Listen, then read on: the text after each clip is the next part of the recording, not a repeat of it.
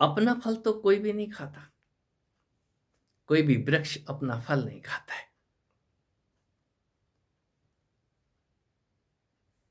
प्रकृति अपने फल स्वयं नहीं खाती, सब दूसरों के लिए है।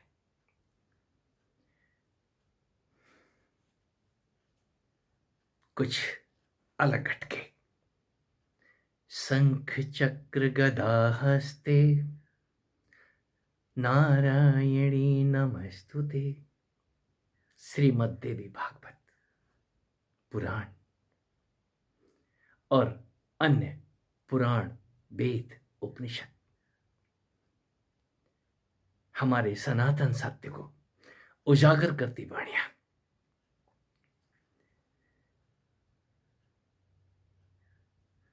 इतना तो हम सुनते आए हैं कि मनुष्य शरीर को पाने के लिए देवता भी लालायित रहते हैं। देवता भी मनुष्य शरीर के लिए सदा ही प्रयासरत रहते हैं। आखिर मनुष्य शरीर में ऐसा है क्या? और आपके पास, हमारे पास ये मनुष्य शरीर है, हम इसका क्या उपयोग कर रहे हैं? शंख चक्र गदा हस्ते। आपके शंख और चक्र, गदा आदि हैं कहां? आप अपने आप से सवाल करें। जब तक ये तन उस अपने जिंदे स्वरूप को प्राप्त ना हो जाए, तब तक आप भी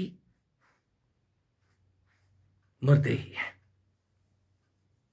इस मुर्दे को जिंदा करने के लिए शंख चक्र गदा हस्ते नारायणी नमस्तुते। उस नारायणी, उस शक्ति रूपा जगदम्बा का हम आवाहन करते हैं, बार बार उसको जगाते हैं, बार बार उसको जागने की प्रार्थना करते हैं। हे माता रानी, आप जागो। और जब वो माता रानी जागती है, पिता नहीं जागते, पहले माता जागती है। और इस तन के अंदर वो तंती है। इस तन में उसी शक्ति का आविर्भाव होता है। वो शक्ति कोई कुंडलिनी रूप से पूजता है, कोई मां रूप से पूजता है, कोई अन्य अन्य अन्य रूप से। आपके इस तन के अंदर जब वो शक्ति अपनी शंख चक्र गदा हस्ते, एक भी अस्त्र यदि आपके हाथ आ गया उस मां की कृपा से, यस, एक गदा। आखिर हमारी कितना समझ में आई है? हम इस गदा से कितना परिचित है? इस तन के अंदर गदा भी लगी हुई है। उस गदा को कोई घुमाना शुरू करता है, कोई नचाना शुरू करता है, और कोई उसके साथ खेलना शुरू करता है। जब गदा को छेड़ता है तो ये धनुष भी समझ में आता है। इसी साथ, इसी तन के साथ वो धनुष भी जुड़ा हुआ है, बाण भी जुड़ा हुआ है। जब तक इस तन में लगे हुए ये अस्त्र आपको दिखाई नहीं देते, तब तक वो नारायणी कहां समझ आएगी। वो नारायणी थोड़ा सा प्रसाद दे देती है तो हमारे अंदर शक्तियों का पिटारा खुल जाता है। हम आशीर्वाद देने की मुद्रा में आ जाते हैं और उस शक्ति का शक्तिपात करके कितना सदुपयोग करते हैं। कोई भी आया, बस हमने तुमको शक्तिपात कर दिया है और अब तुमको कुछ करने की जरूरत नहीं है, जाओ बस मेरी भक्ति करो, सब हो जाएगा, हो जाएगा, हो जाएगा, हो जाता है। और क्या हो जाता है? जब कुछ होने लग जाता है, फिर जिसने वो शक्तिपात किया था उससे जाके पूछो, अब मुझे ये हो रहा है, अब मेरी गदा में ये हो रहा है, मेरा ये धनुष, ये तन अनकंट्रोल हो रहा है। फिर किसी के पास जवाब नहीं है। यस, होते हैं जवाब। कोई भी समर्थ उस शक्ति मां के साथ आपको जोड़ता है, उसको मां समझ के तू स्वीकार करना, मां समझ के तू उसकी आराधना करना, पूजा करना। ये पूजन आपके ही तन के अंदर उस शक्ति के, जब वो ज्वालाएं उठती हैं, चाहे वो किसी भी रूप में हो, वो ज्वालाएं आपको भस्मीभूत करती हैं। भस्म स्नान, अपने ही अंगों को कोई जलता हुआ देखता है, चाहे वो अंग नीचे को हो या ऊपर के। हमको श्री पीठ पे, हमको उस शक्ति पीठ पे बहुत कुछ होता है, और इसके बाद क्या नहीं होता है, आग लग जाती है पूरे तन के अंदर, और वो आग इतनी मधुर है कि हम उसी में नहाते रहते हैं। अग्नि स्नान, आप उस अग्नि के साथ जरा, अग्नि रूपेण संसिता, मातृ रूपेण संसिता, शक्ति रूपेण संसिता, कहां सन स्थित, ओ इसी तन के अंदर स्थित है। मित्रों, यही वजह है, ये तन देव दुर्लभ है। पशुओं के अंदर उस काम से ऊपर उठने की सामर्थ्य नहीं है, सिर्फ इस तन के अंदर वो सामर्थ्य है। आपको उस अखंड ब्रह्मचर्य की तरफ उठा देने की सामर्थ्य उस नारायणी में है, उस जगदम्बा में है।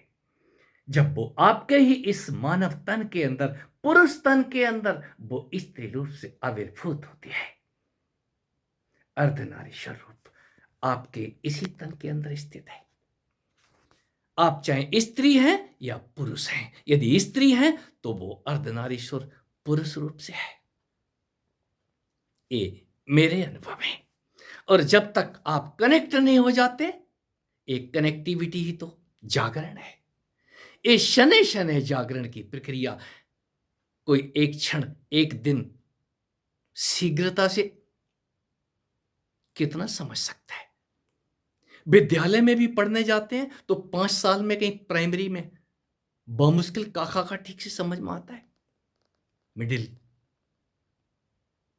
सेकेंडरी, ओह बड़ी लंबी प्रक्रिया है बाहर। तो अंदर की प्रक्रिया तो उससे भी ज्यादा स्लो है। जो जल्दीबाजी में है वो इस तरफ कदम ना रखें। यदि कदम बढ़ा ही रहे हैं तो ये देव दुर्लभ तन आपको एक नौका के सदृश यात्रा कराएगा। तो इस नौका पे सवार तो हो जा। इस नौका को आप कितनी देर सवारी करते हैं? इस नौका के अंदर वो सिंह के रूप में बल दिखाने लग जाता है। उस बल के साथ किसने युद्ध किया है? कोई अर्जुन युद्ध करता है, और युद्ध में जो जीत तो मिली नहीं, बार बार हार नसीब होती है। कोई वहां पर हार के ही हार चढ़ाता है। ये हार जाना बहुत अच्छी बात है। कभी जीतने की कोशिश भी मत करना। वहां तो घुटने टेक देने का जो मजा है, यहां घुटने टेक देने से ही उस नारायणी के आगे, नारायण के आगे आप नाम कुछ भी रख लें, अंदर भी वो, बाहर भी वो। और आप कितने हैं अभी इस मानव तन के अंदर, जब वो ज्ञान के फल आने लगते हैं, तो सबसे पहले उन फलों का रसास्वादन आप ही करते हैं मित्र। ये तन वो वृक्ष है जिसके अंदर ज्ञान के और भक्ति के फल लगते हैं। वो रसीले फल सबसे पहले आप खाते हैं। वो सुस्वाद फल जब आप छक जाते हैं, तृप्त हो जाते हैं, तभी दूसरे को परोसते हैं। कच्चे फल कोई किसी को नहीं देता। यदि कच्चे फल परोसे जा रहे हैं तो वो स्वाद नहीं देंगे, कुछ परिणाम और हो जाएगा। तो क्या करें? आप इस तन का अवलोकन करें। पूजा पाठ, ध्यान, जप, तप, सबके सब इस तन के अंदर उस श्री पीठ से उठने वाली ऊर्जा को, यदि आप ऊर्जा से परिचित हो गए हैं, रूबरू हो गए हैं, तो मित्र वो दिया आपको अहिर्निश जलता हुआ इस तन के अंदर दिखाई देगा। वो दिया वो इतना ज्यादा जलाएगा आपको, आप तो जलेंगे जलेंगे।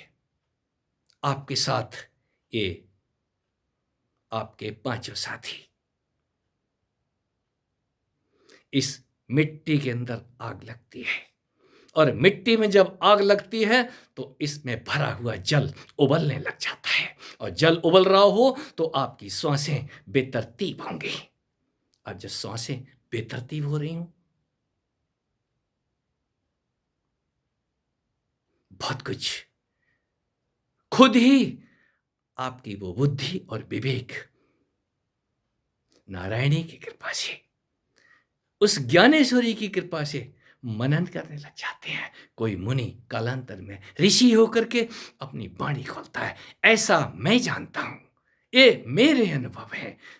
ये अनुभव कोई ऋषि बयान करता है। मैं उन तमाम ऋषियों को, उन सभी ऋषियों को, उन अपने अग्रजों को इसीलिए दादा परदादा कहता हूं, गुरु कहता हूं। वो सभी की सभी प्रणम्य हैं, और जो आने वाले समय में जो आ रहे हैं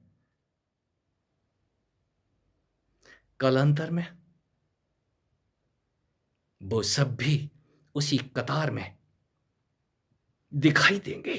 क्यों? आपने कुछ कहा ही नहीं है, कुछ परोसा ही नहीं है, अकेले ही भंडारा खा के चले जा रहे हैं। यदि कुछ पाप है तो आप जो कुछ भी आज हैं वो दूसरे का दिया हुआ है। और दूसरे कौन? जो आपसे आगे आए थे, उन्होंने मुंह नहीं भी खोला है, तब भी अपनी ऊर्जा को वो यहीं छोड़ गए, वो कहीं जाते नहीं है। ये ऊर्जा आकाशवत आपके ऊपर निरंतर अहिर्निश आशीर्वाद की वर्षा करती है। शंख चक्र गदा हस्ते, वो अनंत रूप से आपके ऊपर सदा ही आपकी छाया में रहती है। ये मेरे अनुभव है।